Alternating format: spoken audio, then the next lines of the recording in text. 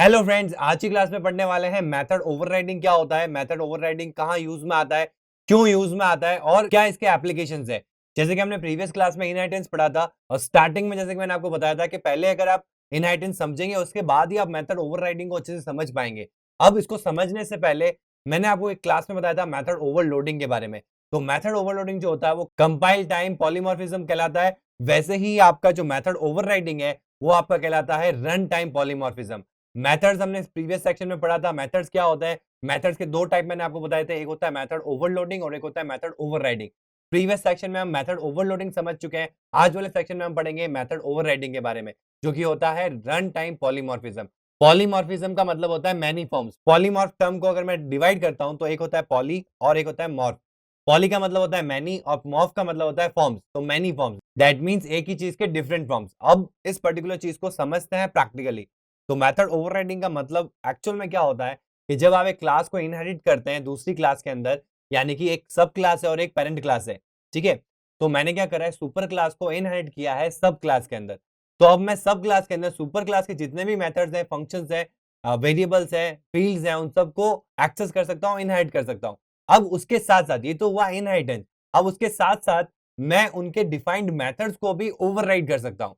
तो जो मेथड मेरी पेरेंट क्लास में डिफाइंड है, यानी पेरेंट क्लास में वो बनाया गया है, उसमें उसका डेफिनेशन दे रखी है, अब मैं उसी मेथड को अपनी सब क्लास के अंदर अगर ओवरराइड कर देता हूं, दैट मींस उसकी डेफिनेशन अगर चेंज कर देता हूं, तो उसको कहते हैं run time polymorphism. That means method overriding. नाम से समझ में आता है ओवरराइडिंग। ओवरराइडिंग का मतलब क्या हुआ? फॉर एग्जाम्पल एक सिंपल सा एग्जाम्पल लेके आपको समझाता हूं। जब आप कोई डेस्कटॉप पे या किसी भी फोल्डर के अंदर एक फाइल को पेस्ट करते हैं और उसी नाम से पहले से एक फाइल वहां एग्जिस्ट करती है, तो क्या होगा, जैसे ही आप वहां पेस्ट करेंगे तो आपके पास एक डायलॉग बॉक्स आएगा, this file already exist, do you want to overwrite. जैसे ही आप यस करेंगे तो क्या होगा, वहां पे एक ही फाइल बनेगी, तो जो प्रीवियस डेटा है वो ओवरराइट हो जाएगा नया डेटा से। ठीक है, अब जैसे ही आप उस फाइल को ओपन करेंगे तो आपको प्रीवियस डेटा नहीं मिलेगा, नया डेटा आपको वहां मिलेगा। अभी की मैं बात करूं तो वहां पे क्या बनता है, कॉपी बन जाती है ऑटोमेटिकली। लेकिन प्रीवियसली क्या होता था कि जैसे ही आप पेस्ट कर देते तो वो एक ऑप्शन रहता था ओवरराइट करने का। तो ये क्या होता है, तो जब भी सेम नाम की फाइल्स होती है और अगर मैं उसको एक ही स्पेस में लाने की कोशिश करता हूं, तो जो नई वैल्यू है वो ओवरराइट हो जाती है। फॉर एग्जाम्पल वेरिएबल की बात करते हैं। वेरिएबल में हम कोई वैल्यू स्टोर करवाते हैं और एक टाइम के बाद में अगर मैं उसमें नई वैल्यू रीअसाइन करता हूं, तो वो क्या हो रहा है कि उसमें एक नई वैल्यू ओवरराइड हो रही है, यानी कि पहले जो वैल्यू थी उस वेरिएबल की वो हट के नई वैल्यू जो मैंने असाइन करी है वो अब स्टोर हो जाएगी। तो ये क्या हुआ, वैल्यू ओवरराइड हो गई। तो वैसे ही यहाँ पे अगर मैं मेथड की डेफिनेशन को ही चेंज कर देता हूँ, ओवरराइड कर देता हूँ, तो उसको कहते हैं मेथड ओवरराइडिंग।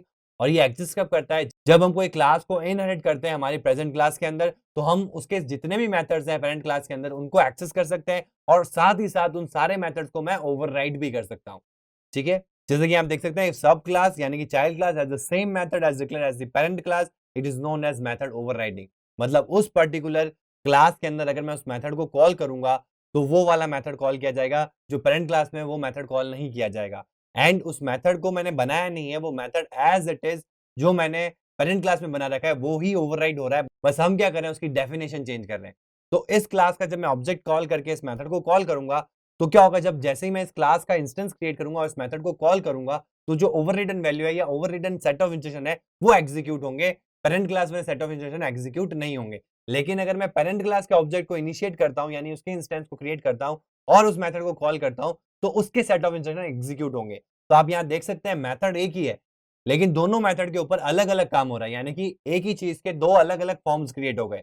तो यहाँ पे क्या हुआ, पॉलीमॉर्फिज्म हुआ। और ये क्या हो रहा है, रन टाइम पॉलीमॉर्फिज्म हो रहा है, यानी कि जब मैं उस क्लास का इंस्टेंस क्रिएट करूंगा तब उस पर्टिकुलर चीज का अगर मैंने कोई मेथड को ओवरराइड कर रखा है और मैं उस पर्टिकुलर ऑब्जेक्ट से या उसके इंस्टेंस से अगर उस मेथड को कॉल करता हूं और पेरेंट क्लास के मेथड को मैं अलग से कॉल करता हूं उसके ऑब्जेक्ट बना के, तो एक ही मेथड के दो डिफरेंट फॉर्म्स क्रिएट हो जाएंगे रन टाइम में। इसलिए इसको कहते हैं run time polymorphism and collectively it is known as method overriding। जैसे कि आप देख सकते हैं, when a method in a subclass has the same name, same parameters और signature, signature मतलब स्ट्रक्चर, अंदर की डेफिनेशन नहीं, जो आपका स्ट्रक्चर होता है। जैसे आप एक्सेस मॉडिफायर लगाते हैं, देन आप रिटर्न टाइप लगाते हैं, देन आप मेथड नेम लिखते हैं, देन आप जो पैरामीटर्स देते हैं, then curly bracket, then curly bracket close. तो ये आपका कहलाता है सिग्नेचर या स्ट्रक्चर। और इस कर्ली ब्रेसेस यानी स्कोप के अंदर जो भी आप सेट ऑफ इंस्ट्रक्शंस लिखते हैं वो कहलाता है उस मेथड का डेफिनेशन। ठीक है, तो बात हो रही है यहाँ पे सिग्नेचर की। अगर हम एज इट इज सिग्नेचर को अपने सब क्लास में लिखते हैं उस पर्टिकुलर मेथड का जो पेरेंट क्लास में पहले से डिफाइंड है, तो वो क्या करेगा, उस मेथड को ओवरराइड करेगा। और इसका एग्जांपल देख लेते हैं एक, जिससे आपको एक क्लियर पिक्चर मिल जाएगी। तो यहाँ पे आप देख सकते हैं कि मैंने 3 क्लासेस बना रखी है, बेस क्लास, इनहेरिटेड क्लास और ड्राइवर क्लास। ड्राइवर क्लास यानी कि जिसमें मैं इन दोनों के ऑब्जेक्ट को कॉल करने वाला हूँ। तो बेस क्लास किस नाम से बनाई है? पेरेंट नाम से बनाई है, जिसमें सिंपल सा एक मेथड बना है शो नाम से, जो क्या कर रहा है? प्रिंट करवाएगा आई एम पेरेंट, ठीक है? देन मैंने एक इनहेरिटेड क्लास बनाई है, यानी कि ये क्लास बनाई जो किसको इनहेरिट कर रही है? पेरेंट क्लास को इनहेरिट कर रही है। और इस क्लास के अंदर मैंने क्या बनाया? एक वापस से शो नाम का मेथड बनाया। देख सकते हैं आप दोनों का जो स्ट्रक्चर है, वो बिल्कुल सेम है। डेफिनिशन मैंने क्या कर दी है? चेंज कर दी है। मतलब मैंने इस पर्टिकुलर मेथड के अंदर क्या कर दिया है? प्रिंट के अंदर आई एम चाइल्ड लगा दिया है। मतलब इस पर्टिकुलर क्लास के अंदर शो क्या कर रहा है? प्रिंट कर रहा है आई एम पेरेंट। और इस पर्टिकुलर क्लास के अंदर मैंने क्या कर रखा है? यहाँ पे system dot out dot println में आई एम चाइल्ड प्रिंट करवा दिया है। और यहाँ पे आप एनोटेशन देख सकते हैं। ये एनोटेशन आपको आईडीज के अंदर मिल जाएगा आइडेंटिफाई करने के लिए कि ये मेथड कौन से हैं, कि ये मेथड ओवररिडन मेथड है और ये मेथड डिफॉल्ट मेथड है। तो इसलिए ये एनोटेशन होता है। आप एनोटेशन नहीं भी लगाएंगे तब भी ये कोड एग्जीक्यूट करेगा, ठीक है? तो अगर आप टेक्स्ट एडिटर में या फिर नोटपैड में कोड लिख रहे हैं तो आपको एनोटेशन लगाने की रिक्वायरमेंट नहीं है। ये अगर आप आईडी में वर्क करते हैं तो ऑटोमेटिकली ओवरराइड एनोटेशन लग जाता है। अगर आप कोई पेरेंट क्लास के मेथड को या स्ट्रक्चर को डिफाइन करते हैं अपने सब क्लास के अंदर, तो ये ओवरराइड एनोटेशन ऑटोमेटिकली लग जाता है, ठीक है? तो यहाँ डेफिनेशन अलग है, यहाँ डेफिनेशन अलग है। देन मैं मेन क्लास के अंदर आ जाता हूँ, जहाँ मैंने पब्लिक स्टैटिक वॉइड मेन लगा रखा है। अब मैंने पेरेंट क्लास का ऑब्जेक्ट बनाया और डॉट शो मेथड कॉल किया। तो parent object dot show method same call हो रहा है। देखो पेरेंट क्लास का ही ऑब्जेक्ट ऑब्जेक्ट 2, लेकिन यहाँ मैंने क्या प्लेस किया है? चाइल्ड क्लास का इंस्टेंस। अब यहाँ पे कोई एरर नहीं आएगी, क्यों नहीं आएगी? उसका रीजन ये है कि चाइल्ड ने एक्सटेंड किसको कर रखा है? पेरेंट को। और यहाँ पे पेरेंट टाइप का ही ऑब्जेक्ट जिसमें हम इसको स्टोर कर रहे हैं। तो यहाँ पे कोई तरह की एरर नहीं आएगी। अगर मैंने इसको एक्सटेंड नहीं कर रखा होता तो यहाँ पे एरर क्रिएट हो जाती। दैट मीन्स यहाँ पे जो मैं ऑब्जेक्ट बना रहा हूँ वो पेरेंट क्लास का ही बना रहा हूँ, लेकिन मैं पेरेंट क्लास के वेरिएबल में पेरेंट क्लास के ऑब्जेक्ट को पास कर सकता हूँ या फिर उन सारी क्लासेस को पास कर सकता हूँ जिन्होंने पेरेंट क्लास को एक्सटेंड कर रखा है, यानी कि पेरेंट क्लास को इनहेरिट कर रखा है। तो यहाँ पे मैंने वही चीज करी है। अब मैं क्या कर रहा हूँ? ऑब्जेक्ट टू डॉट शो कर रहा हूँ। तो देखा जाए तो ये भी ऑब्जेक्ट किस क्लास का है? पेरेंट क्लास का। ये भी ऑब्जेक्ट किस क्लास का है? पेरेंट क्लास का। लेकिन इन दोनों का जो डॉट शो मेथड अगर मैं कॉल करता हूँ तो यहाँ डॉट शो क्या प्रिंट करेगा? I am parent. और यहाँ डॉट शो क्या प्रिंट करेगा? आई एम चाइल्ड, ठीक है? तो एक ऑब्जेक्ट के मेथड के ऊपर एक अलग डेफिनेशन कॉल हो रही है और उसी ऑब्जेक्ट के इनहेरिटेड क्लास के मेथड के अंदर अगर मैं कॉल करता हूं तो डिफरेंट डेफिनेशन कॉल हो रही है, ठीक है? इस पर्टिकुलर प्रोसेस को, इस पर्टिकुलर फॉर्म्स को जो एक मेथड पोजेस कर रहा है, इस पर्टिकुलर चीज को कहते हैं हम मेथड ओवरराइडिंग।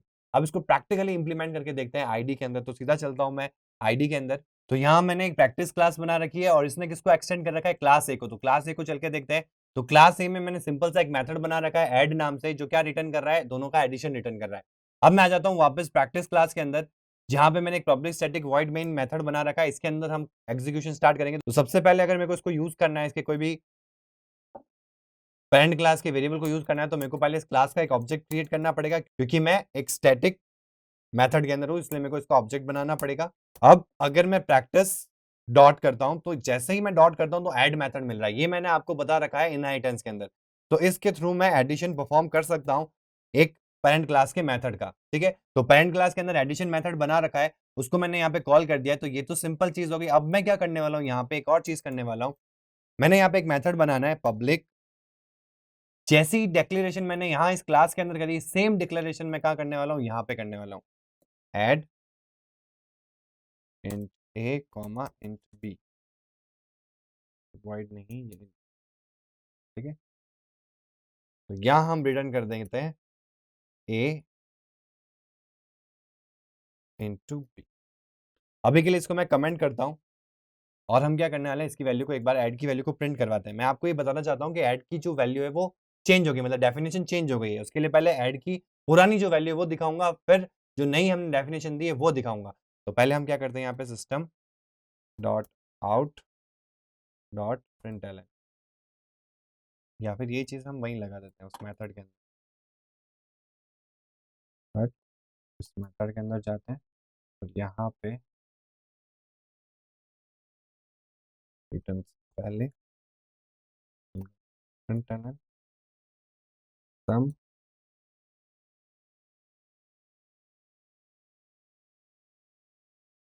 इज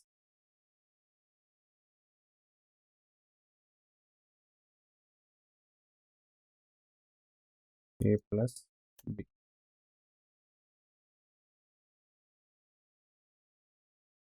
और कुछ ऐसा ही काम हम क्या कर देंगे के अंदर भी कर देंगे, लेकिन अभी एग्जीक्यूट नहीं कर पाएंगे। ठीक है, तो अभी जैसे ही ऐड मेथड कॉल करूंगा ये प्रिंट हो जाना चाहिए। तो चलाते हैं इसको, रन करके देखते हैं। तो आप यहाँ देख सकते हैं द सम इज 11 आ रहा है। ठीक है, अब मैं इसको अनकमेंट करता हूँ और हम इसको वापस एग्जीक्यूट करते हैं।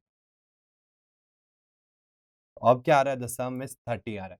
दैट मीन्स मेथड तो वही है, मैंने जैसे ही ऐड कॉल किया तो अब ऐड कौन सा मेथड कॉल हो रहा है, ये वाला कॉल हो रहा है। और ये मेथड कौन सा है, ओवररिडन।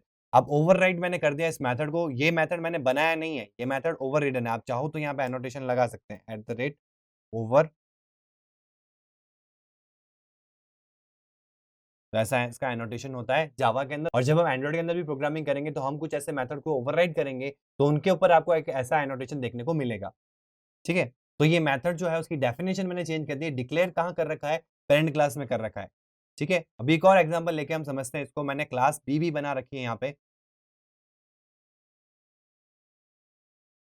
और ये मेरी क्लास बी जिसमें मैंने कुछ भी कोड नहीं कर रखा है। अब मैं क्या करने वाला हूँ, इस क्लास बी को कहूंगा एक्सटेंड्स क्लास ए, और इसके बाद में यहाँ पे एट द रेट ओवरराइड। अगर आप आईडी के अंदर करेंगे तो आपको सजेशंस भी मिलने लग जाएंगे। अगर आप जैसे ही ऐड मेथड को कॉल करेंगे तो ये मेथड ऑटोमेटिकली आ चुका है। ठीक है, तो हम रिटर्न ये नहीं करेंगे, हम यहाँ पे रिटर्न क्या कर देंगे, रिटर्न ए इंटू बी, और साथ ही में ये system dot out dot print भी करवा दूंगा यहाँ पे। जगह प्रोडक्ट। ठीक है, तो मैंने क्लास बी में किसको एक्सटेंड कर रखा है, क्लास ए को एक्सटेंड कर रखा है। और क्लास ए के अंदर ये मेथड पहले से डिफाइंड है, जो क्या करता है, सम लाता है दोनों वैल्यूज का, मतलब जो एडिशन करके देगा। और मैंने क्लास बी में उसको एक्सटेंड करके ओवरराइड कर दिया है किससे, मल्टीप्लीकेशन। मतलब मैंने डेफिनेशन चेंज कर दी, जो उसका स्ट्रक्चर है वो सेम है, मैंने ओवरराइड कर दिया मेथड को। अब हम इस क्लास में आ जाते हैं।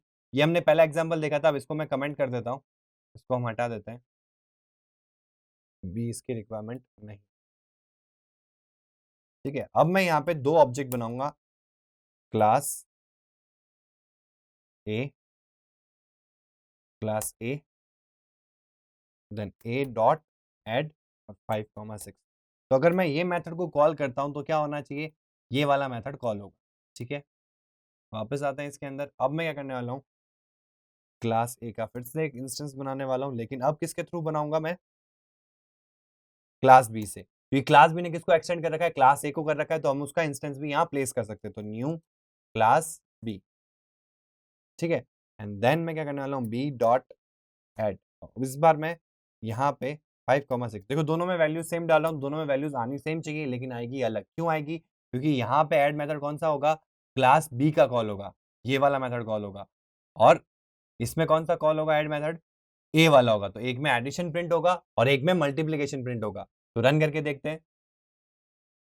तो आप यहाँ देख सकते हैं एक ही मेथड कॉल हो रहा है, लेकिन उसके दोनों डिफरेंट डिफरेंट फॉर्म्स जो हमने बना रखी है, उसकी वजह से, मैंने जो ओवरराइड कर रखा है उसकी वजह से, ये दोनों मेथड की अलग रन टाइम फॉर्म बन चुकी है। एक जो एडिशन प्रिंट कर रही है और एक जो प्रोडक्ट प्रिंट कर रही है।